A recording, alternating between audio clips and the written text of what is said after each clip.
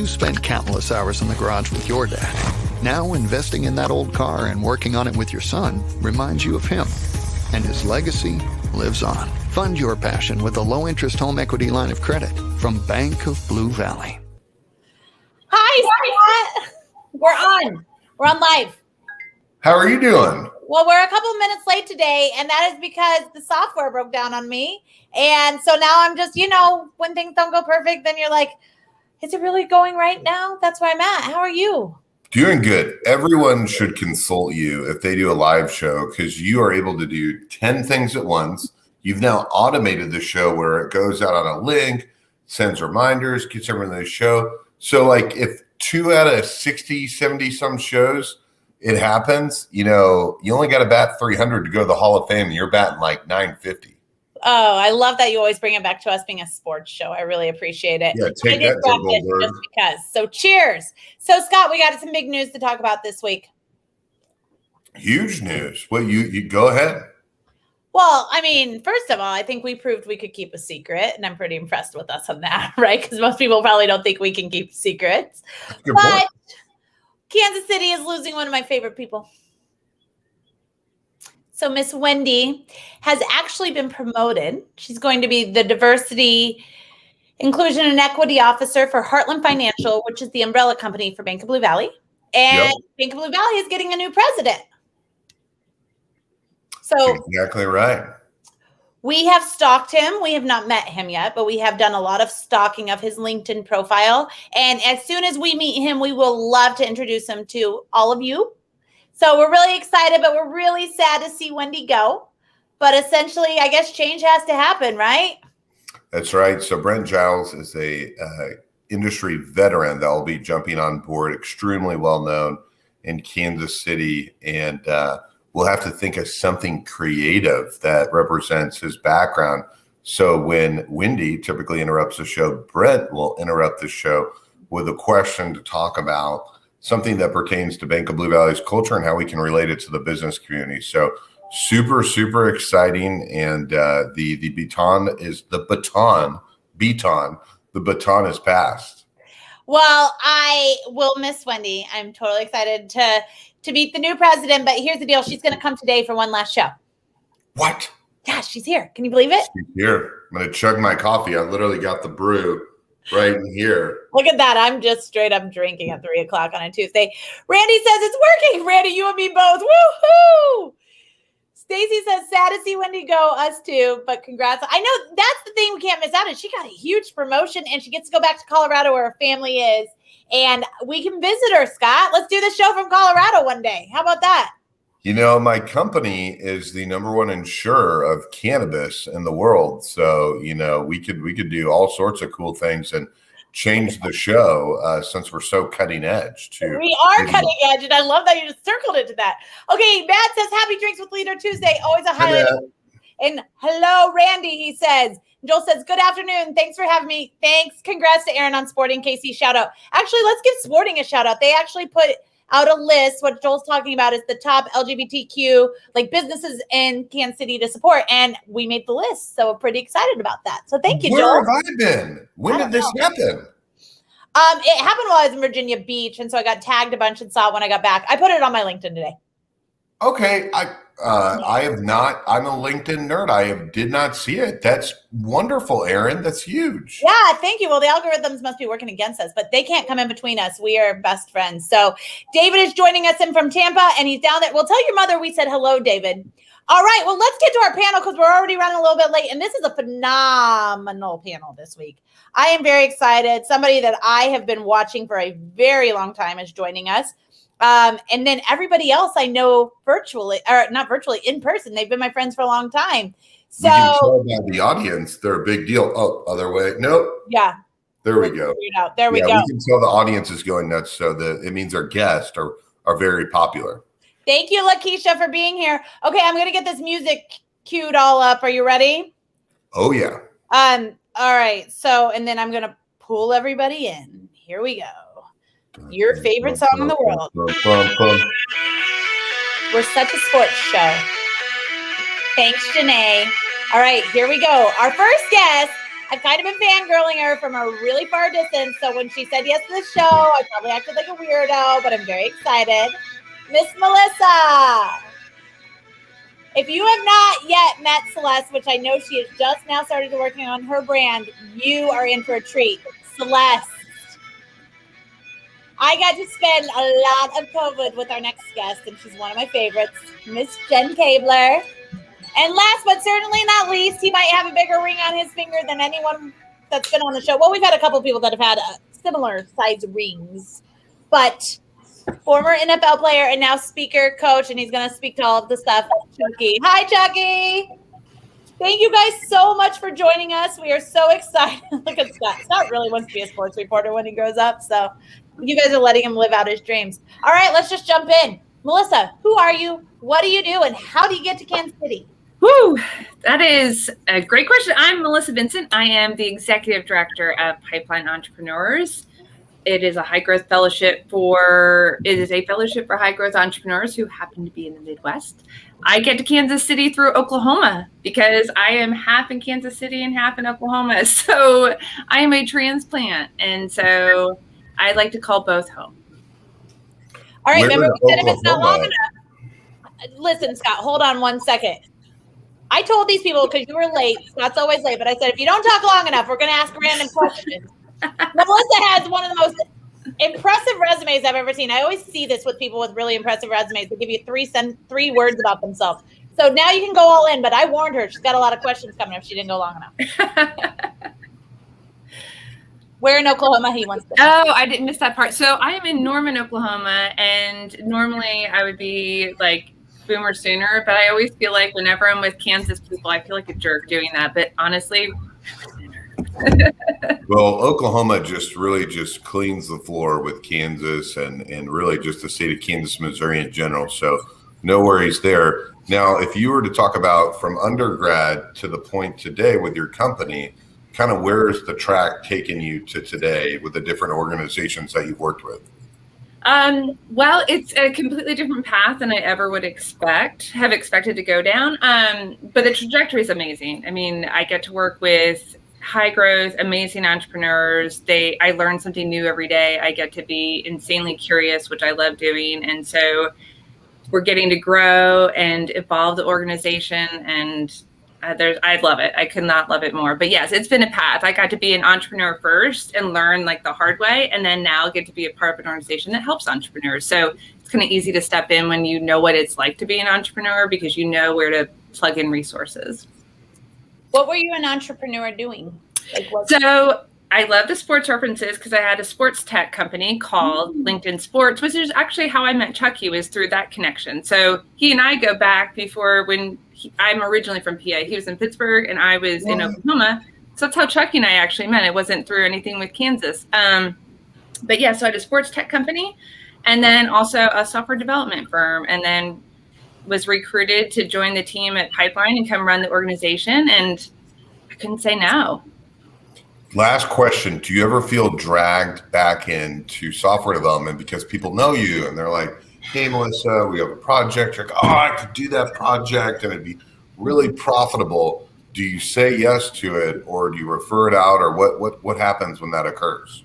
So I refer it out. The part of software development that I love is actually the problem solving and strategy piece, which is how do you make all these different pieces work together? And you can do that, kind of just strategizing. And then I refer them to, I have a few developers that I just love and adore. And software development is something that you can get taken advantage of And so I like having that because then I can refer them to people that are a trusted resource. And so I've done that a bunch. Well, look, you've got some people here. Randy says he's from Ada, Oklahoma. Boomer. Is that Sooner. And then Stacy says sooner. Boomer sooner, baby. If somebody doesn't put their privacy on, but they say, go, Melissa. And Janae says she's heard nothing but great things about the pipeline program. Yay! That's what we live. Some supporters in Oklahoma. Yay. Well, I was so excited when you wanted to come on. So thank you so much for joining us. I can't wait. Thanks for having me. Celeste, who are you? What do you do? And how do you get to Kansas City? Well, I'm Celeste Aguirre. I'm the owner of Relief Muscle Manipulation. And what I do is I help people out of pain through massage. So I use various techniques to get a muscle to more of a relaxed state, a more of a natural state, and get people to back to doing what it is that they love to do. And how did I get to Kansas City? Well, I was born and raised in Kansas City, so I know Kansas City very well. But my grandfather, through his courage, immigrated to the United States. So thanks to him, I was able to be here in this wonderful city to start my business and be with you wonderful people. I mean, I'm excited to be here. Celeste, can you speak a little bit about, I think you can talk about this. I know you can talk about this. I think you need to put it into the universe. I hope you can talk about this. Can you speak a little bit about the process you're going through with some of the changes Kansas City is making? As in for... Maybe the airport. Oh, well, it's such a cool process. I don't know if people understand the process. The process of the airport. Well, I mean, the Kansas City Airport is looking for entrepreneurs, locally owned businesses, and they are looking for massage. So I went ahead and threw my name in the hat.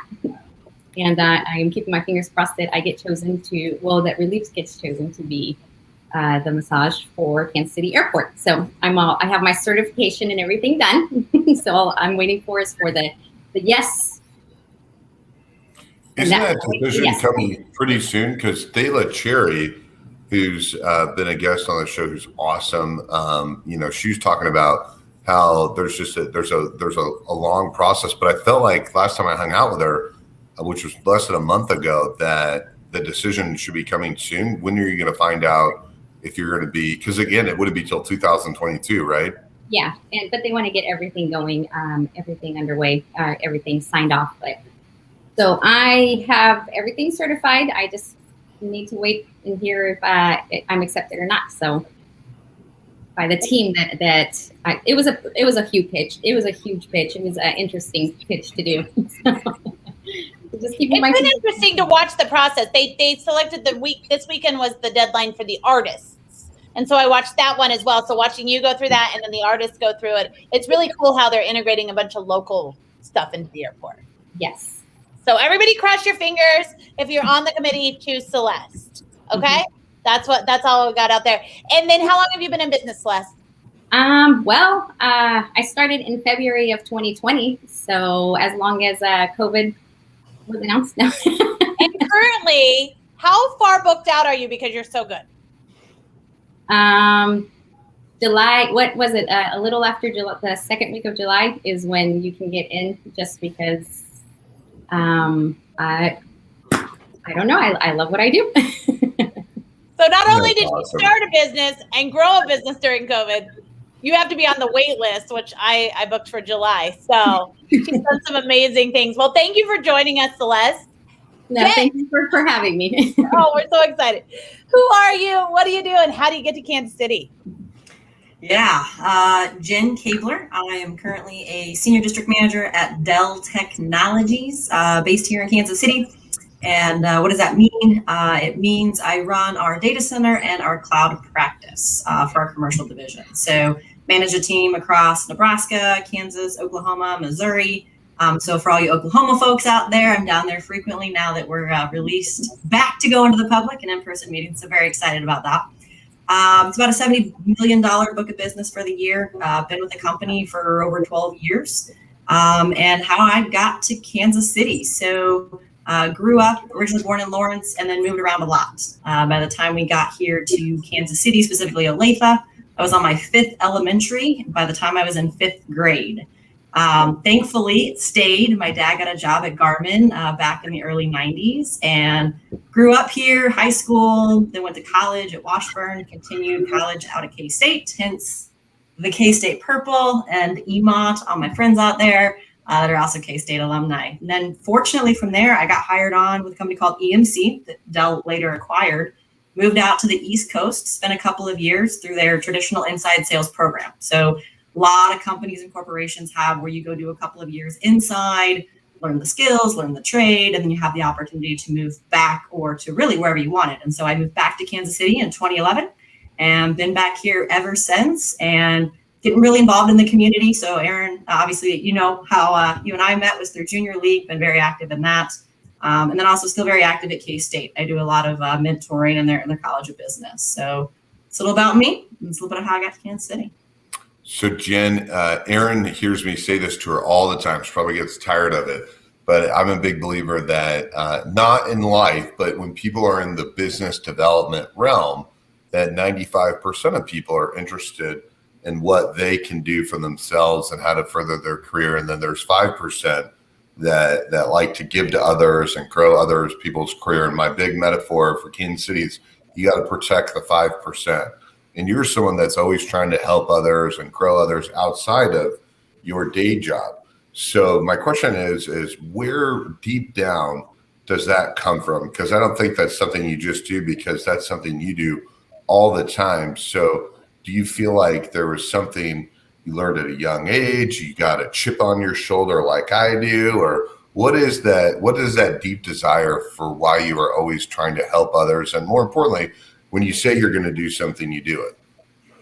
Yeah, well, appreciate you saying that, because it's a good brand to have. But I think there's probably a couple things. One, growing up, my grandfather was a minister in the Methodist Church. And so growing up, it was all about giving back, right? Caring for your community, helping those in need. So I just grew up with that naturally. And then as I went through high school and college, and even today, I've got great mentors and sponsors in my world. And so I think it's really important to give that back, right? If you're at a point, whether it's into your community, whether it's into people, if you've got the time, the talent, or the treasure to be able to do it, I think it's something we should just do as people, right? People help me along the way. And so if I can ever help people along the way, as you know, I don't have to have anything back from it. But I just think it's a good thing to do. Be good humans is one of my favorite terms. Yeah, shout out to Junior League. I'll let Aaron ask one more question for Chukky, but man, that's like the gift that keeps on giving. That I just hear so many great things that come out of that, and so impressive of the network. So shout out to Junior League. I really have a question. I just was going to say that to Junior League's point. So I sat on the board this year, and you have to run a council, and then they give you somebody to help you like run the meetings and stuff like that. And so Jenn went and said, I want to help Aaron out. And I'll tell you guys, I would not have made it through this year. She's so organized. She was on top of it. She's like, I don't have your agenda yet, Aaron. We got to get this out to everybody. Like, she was so good. She was like my saving grace of trying to be on the board during a pandemic. So she not only does that, like what she was just saying, she does that all the time. She's just so great. So awesome, Jenn. Thanks for coming. Okay, Chukky, who are you? What do you do? And how the heck do you end up in Kansas City? Well, first off, I'm just my mother's son. Everything else I say is just details after the fact. But my name's Chukky Okobi. I'm the founder of Basic Instructions Mind Mastery. In a previous life, I played NFL football, won a Super Bowl with my hometown Pittsburgh Steelers. And what I do nowadays as a mental performance coach and an emotional breakthrough specialist is I work with founders, startup founders, a lot of people in Silicon Valley, venture capitalists, C-level executive, people in leadership positions to let go of the past and to do what's necessary to reach what I call their Super Bowl level of success. Because I'm sure you can relate, like for a professional football player, your highest potential would be to win the Super Bowl. I'm sure we can all agree. So each one of us has our own metaphorical Super Bowl. And so what it is people think about what's preventing me from feeling that Super Bowl sensation in my career, in my family, in my health and fitness, in some area of life. And so, because a lot of people I meet, they'll be wondering to themselves, what would that feel like for me to win the Super Bowl? And what they may not be aware of is that It's a feeling you're already intimately familiar with. I mean, just we all have memories. So think back to those times in the past that made your pulse race, your breath shallow, your pulse is racing. You just hear your heart beating like a jackhammer in your ear. See those things now, things that brought you to levels of satisfaction and fulfillment, the sights, the aromas, the feelings that felt so right, it almost feels wrong, but you love it. And I mean, and just hold that feeling and just imagine feeling that way about your marriage. Imagine feeling that way about your job, with the impact that you're making in your community, in your industry. Imagine feeling like that about your relationship with your higher power. And so meeting my specific desired result for life, getting drafted back home after I was a kid who moved around a lot so I can relate, and winning the Super Bowl, reaching my fullest potential, representing my city, that was my Super Bowl result. And so what I help people is to let go of the past and to find their Super Bowl level. Where can we go from there? All right, so let me ask you this question, Chukky. Okay. Well, what does it feel like to win the Super Bowl? Do you stop? Does it go slow motion? Do you even take it in, or do you just realize it all later? Well, it's still here. I feel it all the time. I feel it right now. It's one of those experiences. I mean, all of our greatest memories, the things that brought us the most pleasure, those things are ones that you can recall in very vivid detail pretty much any time. Your best days of your life, you're going to be able to tell that story until it's all over. So when you talk about that Super Bowl level feeling, the one that I described a moment ago, that's something that as a mental performance specialist and an emotional breakthrough specialist, I'm able to recreate that experience in my mind anytime I want. And that's the beauty of winning the Super Bowl and having those experiences, being able to recall it when I want to feel my best again in the future. Scott, do you have a question? I was going to see if you wanted to ask David's question, but Mike, maybe you could do that later. The question, Chukky, that I have is that, with your business, it's always evolving and it's changing. What would you say over the last year that your clientele has really wanted more of out of your consulting? So for you, kind of what has been something that you didn't expect your clients would really be seeking, but in the last year, they really have been benefiting from? There's been a lot of mental blocks. A lot of emotional baggage has been accumulated in people's minds because of the circumstances that we as a global society have been dealing with. So here's the thing, they've been in a power position in their businesses, their lives were going in a positive direction. Then all of a sudden this pandemic hit, and all of us, you realize that you don't necessarily have strategies to circumvent the circumstance right now. And you feel stuck, oh my God, what am I going to do? Kind of emotion, kind of energy, And what most people don't realize is that it's only because of the self-talk about the situation. Once you start to talk about feeling bad, feeling frustrated, feeling anxiety, most people don't understand you're actually hitting buttons in the brain to bring those emotions up by saying those words. And so having to get people to quiet their mind, breathe, and to put that energy, because emotions are just energy. Think about it, emotions. Put that energy towards where you want to go when this is over. And that is kind of like, I'll call it a mental and emotional reset because of what we've been dealing with as a global society. People, 600,000 people passing away, businesses closing. So you can imagine the emotions that people bring to me to help them clean all of that out and quiet the mind. All right, let's ask David's question real quick.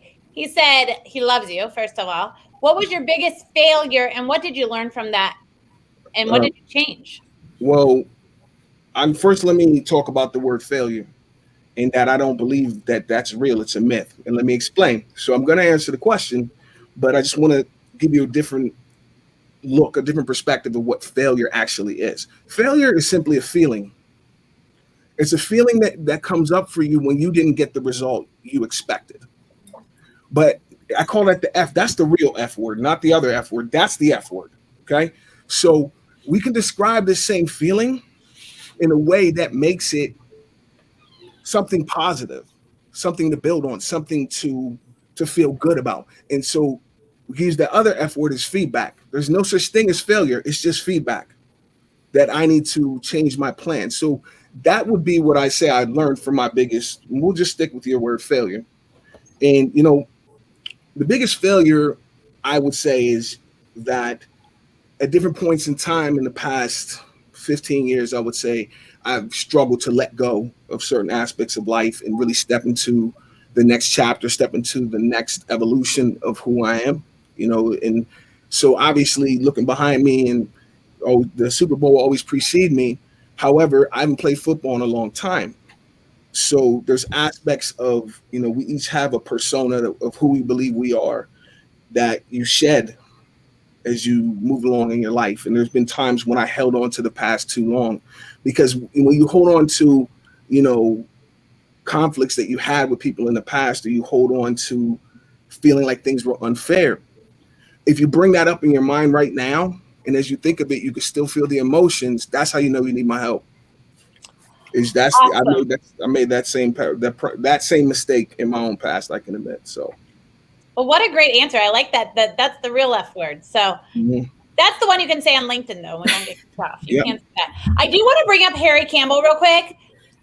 Just a fun little quick 2-second story. So Chukky and I met at GW, Global Entrepreneurship Week, a couple of years ago, and I invited him to come see me, Harry, and Joel Goldberg speak. And Harry, you're watching. I hope you remember this. You went first, and you talked about football stuff that I don't get. And Chukky, from the back of the room, he was talking about this team that he was trying to tell one of his inspiring football stories and how this team beat his team. And Chukky goes, I was on this team. I was on that team. The team he was talking all this stuff on, Chukky was actually on that team. And Harry went. I know Harry. Harry's a big Indiana guy. And, you know, I went to Purdue University, and that is our direct rival. And I can say confidently that the 4 games I played against Indiana University in college, I won. Matter of fact, I'm just going to give you a stat about the 4 games I started against Indiana. The first 2 we won by a combined score of 112-9. That's the first 2. All right. The third game, I scored the only touchdown of my college football career, and it was the difference in the game that we won. And the 4th game was my 22nd birthday, my last game at Purdue, in the game in which we were crowned Big Ten champions. So if you want to talk about Indiana football, I'm open to talking about that all day. You know what's so funny is I want you and Harry to hang out more, because you probably out of any athlete owned Indiana for sure. Yes. That's awesome. And I've never seen Harry be so quiet. Never seen him so quiet, speechless. No, Harry's my guy, man. He's a good guy, you know. But when he comes to Purdue, Indiana, there's always going to be a little bit of tension, you know. We got it, just like Scott and I are having with Jenn's wall. We totally understand it because we went to KU. Yeah. All right. Well, guess who's here? No. She's here. So we're gonna bring out Wendy. It's kind of like sentimental because it's the last time she's coming on our show. I'm really sad about it. But we're going to bring out Wendy. And then Melissa, as soon as she's done asking her question, just dive in with your answer, okay? Here we go.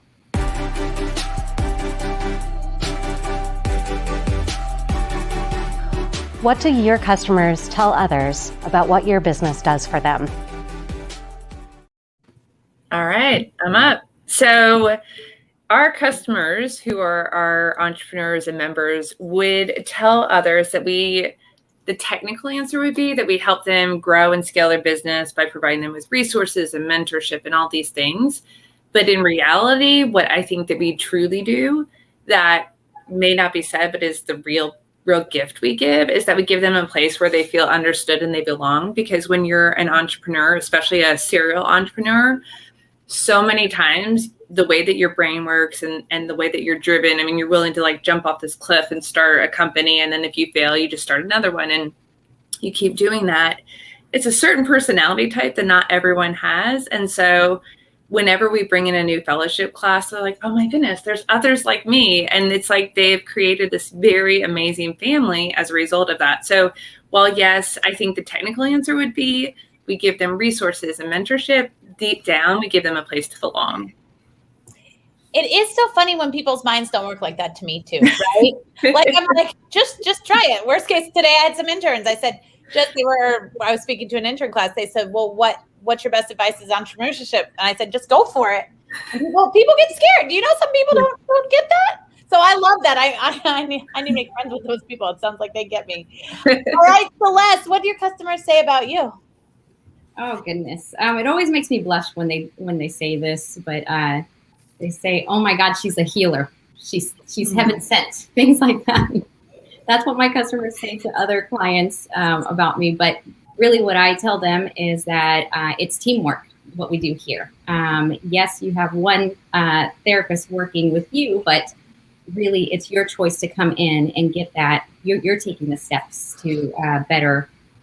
Working on your body and helping yourself, a lot of self-care. So people, sometimes it makes me blush, but sometimes they kind of go overboard on what we do here, but really it's just helping clients out of their pains.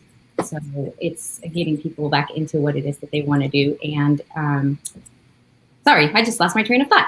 No, you're doing great. I tell people that I'm so used to working with one-on-one, and I can go forever when I'm working with one person, but I see multiple faces, and it's just like, who am I talking to? Well, Toby says he's crossing his fingers for you when it comes to the airport, so I wanted to make sure you saw that too. So, Jen, what do customers say? I'm sorry. But really what it is, what we do here is really teamwork to getting you to back to what it is that you want to do. I love that. And out of pain. And I'm excited for you and Melissa to talk, because I'm sure you had some of those same fears where you're like, or not some of where you were just jump in and now you're like, of course I can always do this, right? Because you just started your business. This is so exciting. You're just a year in. So yes, I know. So I'm still working on a lot of things, but doing shows like this and public speaking is definitely one of them. So you're doing amazing. Celeste says that, but she's on TikTok and she's really kind of a big deal on TikTok. So, All right, Jen, what do your customers say about you? Oh, you're on mute. I did it. It was me. It was Aaron. It wasn't me, for the record. It's a Monday, Tuesday. I think what a lot of customers would say that Dell does is they provide them technology in its simplest form, right? But I think if you really peel that back, what that means is everything that every company does involves data of some sort. Whether it's a hospital and you're checking in with your patient information, whether you're shopping Amazon online, whether you're VPNing, because we're all working from home these days, it seems like whatever you're doing, somehow data is being created, and that data has to go somewhere, and it's got to be secured and it's got to be protected. And so when you really think about that, not just Dell, but technology in general, we are the backbone for so many things that go on in our society. And so it might sound a little cheesy, but really I think we can say that we make businesses run. And we've got the ability to do that. So, right, we consult, we understand what the data is, how important is it? Does it need to go in the cloud, right? Anyone that's ever heard anything about technology or read any C-level magazine, it's in the cloud. And what does that really mean? And well, it just really means that your data is sitting somewhere else, like my iPhone. You know, I back up my data and it goes set somewhere else. It doesn't sit here on my iPhone. So that's really what we do for our customers, is we really understand putting it in the right place with the right level of security behind it, and really at the right price to make sure we're getting that operational efficiency that the businesses need. So I'm hoping that that's what they're saying. So it goes well beyond just providing technology at that point. Awesome. Chukky, what do your customers say about you? Well, if I would anticipate, my clients would say that I help them open their minds to let go of the pain that's been slowing them down and empower them to take control. And what I mean by that is sometimes we forget that, you know, we human beings are at the top of the food chain because of our minds, because of the way the human mind works. And when you look at all of the good things that over the thousands of years that man's been on here on earth, and the things that the human mind has done, yet we tend to go around believing that we're not, or we can't. And, you know, life for the entrepreneurs, the executives that I work with, a lot of times it can be like the Wizard of Oz. I mean, since we're here in Kansas, and, you know, the thing is, Dorothy was in a crisis that she believed she herself didn't have the ability to get out of. So she asked everyone what she should do. Go see the wizard, follow the yellow brick road. And She figured, because I don't know what to do, I'm going to follow what everyone else tells me to do and go down the yellow brick road. Met those three characters. One didn't think he was smart enough, didn't think he was tough enough, didn't think they were brave enough, but they made it all the way to the wizard, only to find out he doesn't exist. Matter of fact, Dorothy, if you want to go home, you're the only one that can get yourself there. And she had those shoes the whole time, but you know what was missing? The basic instructions of how it worked and how easy it is to get whatever it is that you want in life. Think about it. Dorothy didn't want anything deeper than she wanted to go home. And look at how easy it was for her to get what she wanted most in life. And that's what I help people do. That's what I help executives do in their lives and in their business. First of all, I love the Wizard of Oz, like the way you put that. I don't think I've ever thought through that. But yeah. Did you use any Wizard of Oz things before you moved to Kansas City? Well, yeah, I've talked about it. I've been using it in my speaking and my keynotes and my trainings. I've been using it for a while. Well, now it works out perfect. Yeah, it definitely works out better. So. Full circle right there. I want to pull up some of these comments. I'm having a rough day. I love the perspective and your passion, Chukky. Jaron says he's joined it right at the right time, but this is awesome. Mitch said he's going and scared. He needs a family like that. Jessica Powell says, look at all these wonderful people. I think I'll grab a drink. Cheers. Me too. All right. So this is where you guys, audience, ask questions if you have questions. Otherwise, we're going to defer to Scott on some of his questions. He likes to call himself the color commentator. Oh, you know it. And so, Melissa, I'll start with you. The whole panel seems to have a really good ability to read people. So you are all in a meeting, and whatever someone is reflecting upon you, you're able to reflect back to them and connect with them. So I guess the basic question I want to ask everyone is, you may not feel like you have a high ability to connect to others, but maybe where does that come from? And the question is how are you good at connecting to others, and where does that come from?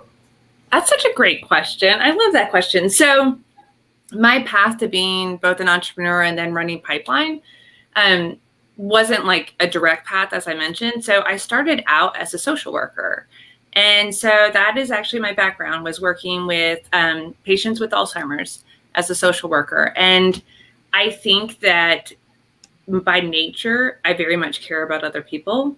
And so when I read a room, I think the way that you reflect back is by actually caring about what is being reflected to you. So taking that in and actually caring what the other person is saying and truly listening. And that, honestly, just being a social worker and having those skills and just having the heart to actually care about other people is what makes me be able to reflect and understand and relate to other people. It's also what makes me good at what I do and being, the leader of Pipeline, because at the end of the day, I have 150 entrepreneurs who just went through the pandemic, and none of us had gone through that before. So it was doing a lot of listening and hearing where there were needs and being able to try to jump in and meet those needs where we could. And that just took having heart and really caring. That's awesome. It's so funny is every meeting I'm in, no matter what business meeting, I always say, hey, how'd you get to Kansas City? And I do it with people even that I've known really well, because you learn things you never would have learned. And oh my gosh, that's crazy. You started out in social work. It just gives you such a high bar of empathy to understand and learn from people. So what allows you? Real quick, Scott, I want to ask a question. Melissa, did you see the article today? CNN put out an article about the new Alzheimer's drug that they're saying. No. They're saying it's actually working. Now it's $53,000 a dose, but they're saying it's actually working. So that's amazing. That'll come down too in price. Mm-hmm. I mean, if it's brand new, then it'll come down. But that's amazing. I'll have to look that. My time to read the news is at night. So tonight I'll be catching that. We'll catch up on that. All right, Scott, jump back in with some questions. Yeah, the only time that Aaron's probably ever heard me talk about my company is right now. So if you do know someone that does need that drug, my company does group healthcare insurance. And what we do is to do that drug adds so much money to the overall spend of the healthcare plan, like a Lily and James, where Aaron pays amazing benefits for. If someone were to get on that drug, it would skyrocket the cost. So what we do is we allow that person to get off of that plan, get denied at a CVS Walgreens, but then 60 seconds later, get back on it as an individual, but not a company. therefore saving the company money and saving the individual money. So if that does happen, there is a way around it. 80% of all healthcare spend for group healthcare plans are on specialty drugs. And no one wants to deny someone the chance of life or surviving or thriving. But as an employer, you feel this burden to take care of your employees, as we all do, and we all should, but there's a way to do it cost effectively. So as for you, what's something that allows you to communicate and read people so well, and where does that come from? Well, to add to what Melissa was saying, I really loved your answer, but compassion plays a big role because pain makes people act different. Physical pain makes people act a little different, a little out of character. So sometimes I'll get someone that's, not having the greatest day comes in, and reading their energy, back to what Chuck was saying about energy, reading their energy, kind of honing in on that and not taking anything personal and just listening to what it is that they're needing. And that really helps create a better environment here in the treatment room, and making everything about them so that they can improve that. And so really honing in on that intuition. So intuition is really working on that muscle of intuition, being able to read people that way. I personally think mine comes from my grandparents. They were great at, my grandpa especially was great at reading people, and I feel like I inherited that from him. But yes, and a bit back to the compassion. I also have people that come in who have lost someone, and I also have people who have gained things, had gains in their lives and are doing fantastic. So just meeting the person's energy and making sure that just because you have something going on doesn't mean that it's okay to bring it into the workspace, and so just making sure that you have compassion and trusting your intuition and listening to the person is, I think, what helps me be able to kind of read the room and go that way. Speaking of grandfathers, Jenn, you mentioned your grandfather was very influential in your life, but what else do you feel allows you the opportunity to read a room and understand how to communicate to people so well? About me. So something a lot of people don't know about me is I'm a big theater geek. So Thespian Troupe 5078, Olathe East High School right here. Got my first 2 years of college paid through theater, actually. So I think theater was a great tool because a lot of the things that you do in theater is pick up on social cues and learn about how that other person you're interacting with, what they're trying to convey, whether that's through a facial expression, through their body posture. And also in theater, there's a lot of improv, and I love improv. It makes you think on your feet, and you have to be in the moment when you're doing improv. So for any of my other improv fans out there, you've probably done the exercise, yes, and the only way that those exercises actually work is to be present and to really listen what the person you're engaging with is actually saying and what's the tone behind what they're saying as well. So I think that's where, yes, for my grandfather and a lot of influential people, but I think doing theater all through junior high, high school, and a little bit into college as well really helped understand how to tap in. And I'm a Pisces, so I'm just generally love people and wear my heart on my sleeve. I'm jumping in here because I 1,000,000,000% agree with Jenn. If you don't know, Olathe East, where Jenn went to high school, where my kids will be going to high school, is the #1 theater school in Kansas. So that's actually why we bought over here. Is it because of Jenn? I feel like Jenn probably really helped it. But a lot of people go to the school or they try to get into the school district because the school jumps. So, and it also happens to be one of the kindest schools because I think a lot of times theater kids, they got their own quirks a lot of times and they become very kind and empathetic to other kids. And that's something that we've seen. If your kids are looking for an activity to do, I strongly suggest theater. And Jenn, I was a improv state qualifier 4 years in a row in high school. So I 100% agree with that too. Yeah. No, my mind has just been blown. Well, it's great for sales. I think you would have been great at it too, Scott. I grew up right down the street. I'll touch back on the empathy thing because we'll ask you, Aaron. Chukky, for you, you mentioned moving around a lot as a young kid. There's a lot of things that you've overcome in your life. What allows you to be able to read people so well?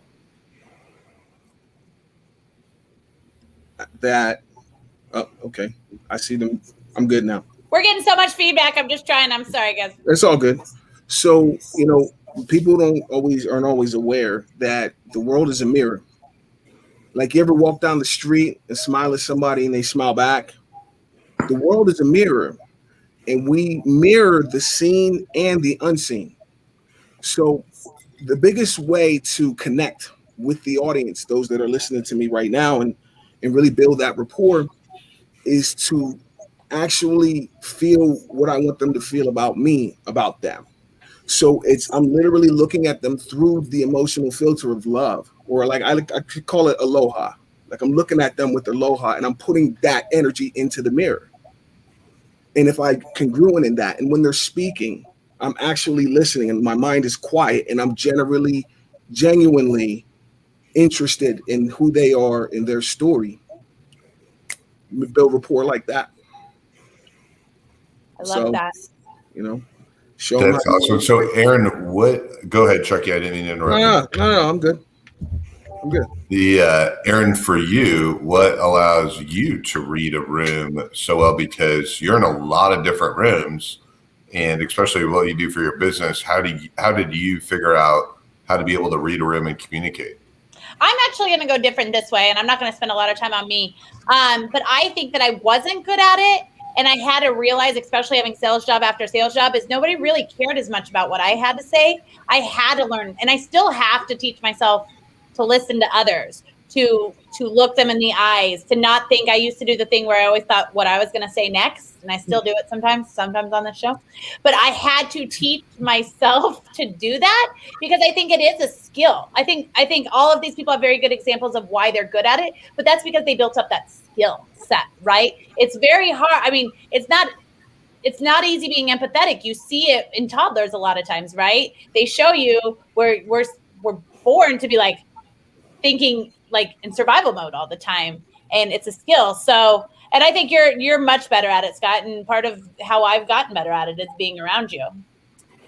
Yeah, just super easy. Just go on a walk at 28 years old and listen to a podcast at 135th and Metcalf in the Outlaw Cigar Bar parking lot and figure out you're dyslexic. And then you're like, oh my God.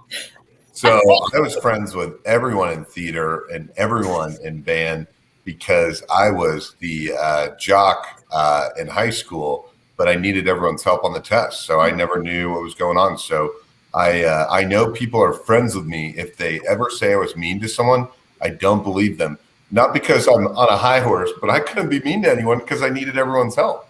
So, and I was the entrepreneur that sold the test before in college.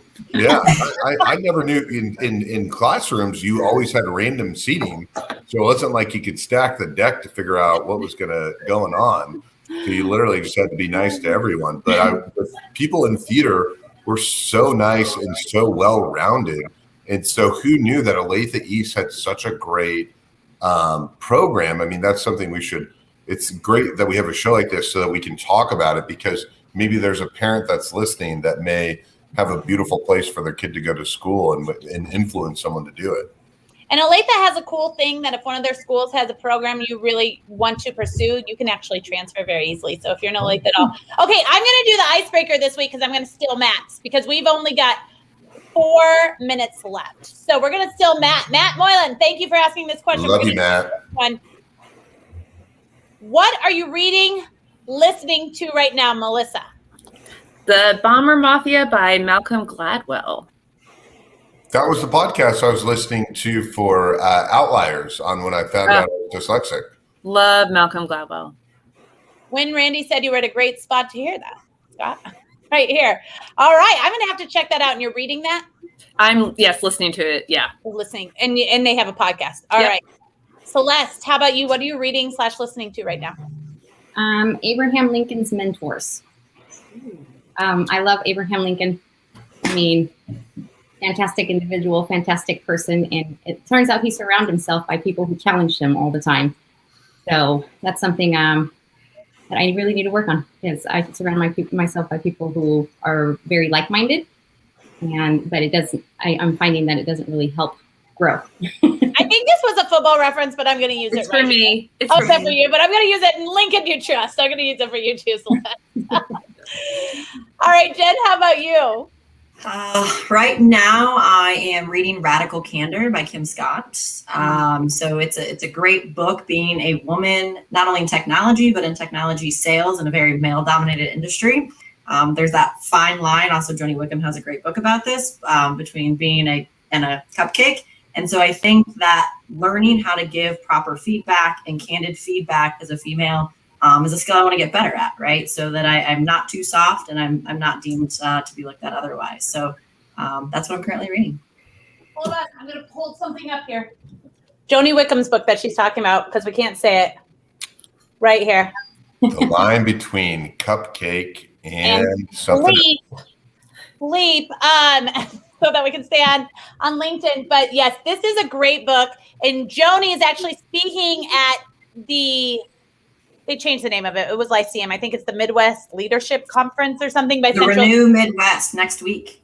I'll be there for anyone else who's going to be there. She's amazing at this. I actually went and saw her husband with her this weekend. Her, me, Sly James, Tanya Gilbert, a bunch of us went and watched her husband play in a band this weekend. So it was a good time.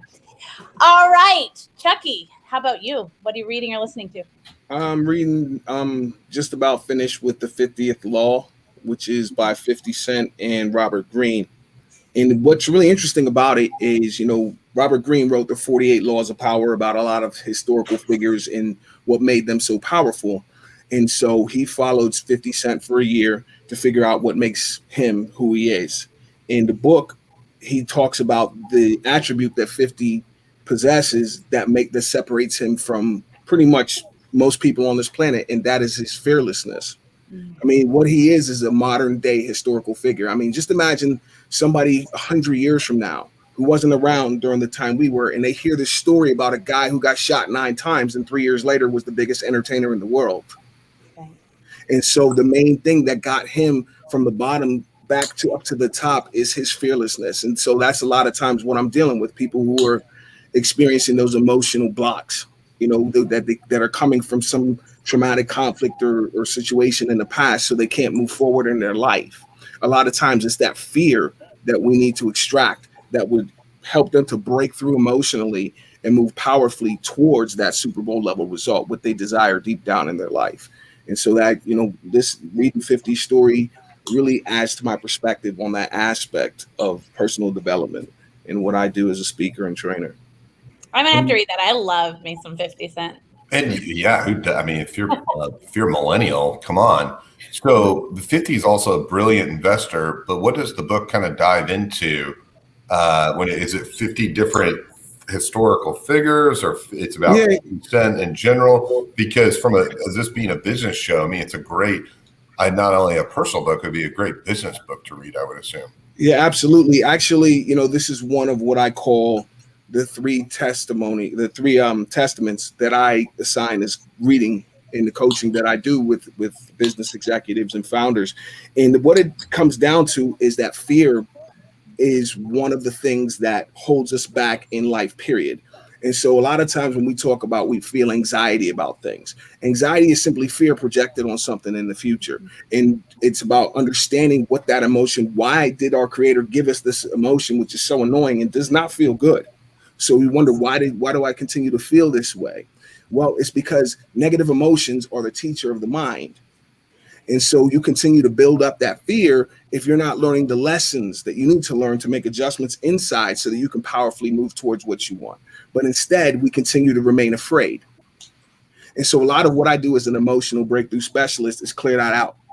It's clear that out so that you can be your authentic self and move powerfully forward. So it's one that I have assigned directly to business professionals for this reason, because especially when you have that type of responsibility as, being a president of a bank or having a large startup idea, it's important that you are able to regulate your emotions, develop that emotional discipline so that you can make the best decisions based on that image you have of that Super Bowl level result in the future of your company, whether you're looking to ring that bell on NASDAQ, get an IPO, or sell it for a profit. You got to be more like 50. Oh my God, I love that. All right, guess what, guys? We're right at time. Mike Meyer and Joel have shared their favorite books. So if you're looking for more books, go over there. Scott, what are you reading? Real quick, just answer it. I just can't get any 50 Cent song out of my head. And I hate it when I do a favor for them in business and they give me a book because I tell them I don't read. So I will read. I'll listen to Malcolm Gladwell's new book, but it's the only author I read other than local historic authors. So I'm not reading anything and I'm not going to. Aaron, what are you reading? I love when you send me books, and Michelle Robin just recently sent me The Magic of Surrender. It's giving up control. I'm kind of a control freak, so I'm in the middle of that, and it's amazing. Thank you, Michelle. I love you. You're my favorite. All right. Well, thank you all so much for joining us. Thank you for dealing with all of our tech issues today. It's been a Monday, Tuesday. That's what Melissa called it in between, and that's the best ever. Please connect with all of our panelists. Thank you so much, panelists, for joining us, and thank you so much, Bank of Blue Valley. Wendy, we miss you already. We'll see y'all same time, same place next week.